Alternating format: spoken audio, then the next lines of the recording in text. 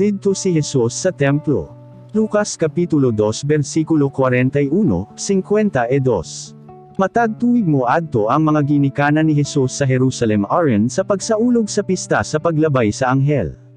Sa dihang 12 na katuig si Jesus, nanambong sila sumala sa ilang nabatasan. Pagkahuman sa pista na mauli sila, apan si Jesus nagpabilin sa Jerusalem.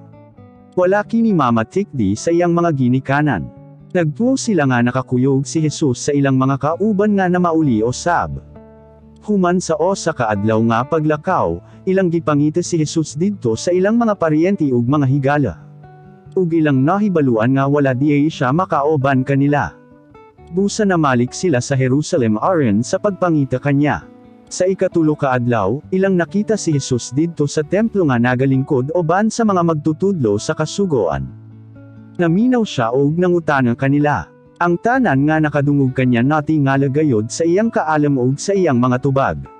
Sa pagkakita sa iyang mga ginikanan kanya, natingala sila. Mingon ang iyang inahan, anak, nganong gihimo mo man kini kanamo. Nabala ka gayod kami kon asa ka na.